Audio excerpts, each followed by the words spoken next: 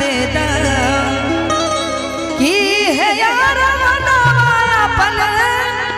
कान के आयरनवा राजा जी खजनवा रानी हो गहनवा राजा जी खजनवा देगा रानी हो गहनवा बाजना मजीरा ऐसे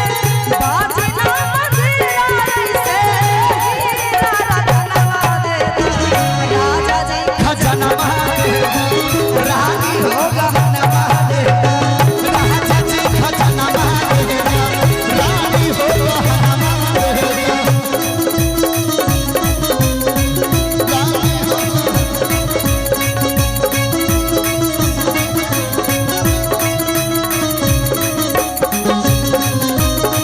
क्या बात है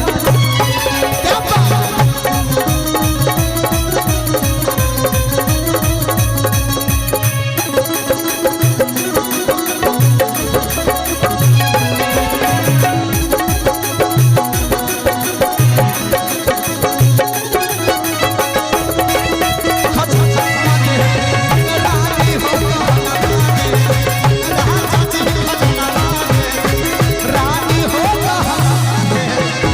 और लाइट को व्हाइट करके रखिए व्हाइट पूरा व्हाइट वाइट को दी वाइट और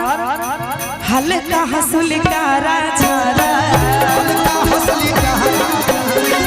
बाजू बंद झुमका डाला हल्का हंसुल का राजा बाजू बंद झुमका डाला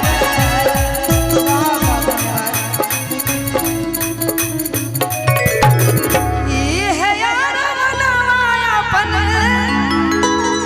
आरे राखल सब खजनवा दे दा दे दे की है यार मनवा अपन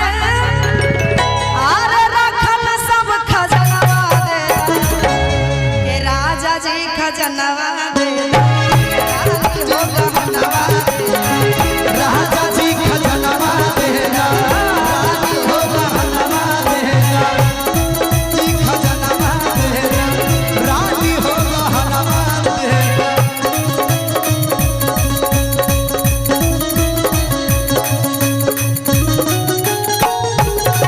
काशी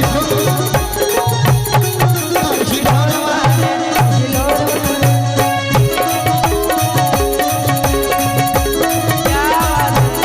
रानी हो गहनवा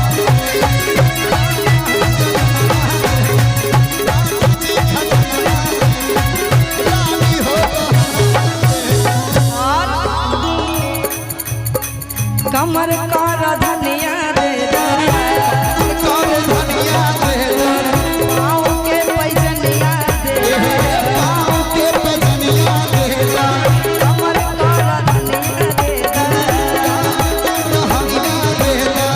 पाँव के पैजनिया दे दा पाँव के पैजनिया देगा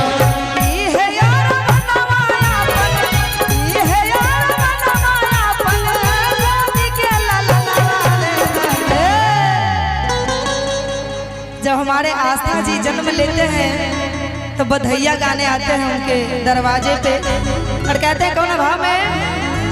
की है यार मनवा अपन आरे गोदी के बलकवा दे दा कि राजा जी खजनवा दे दा रानी हो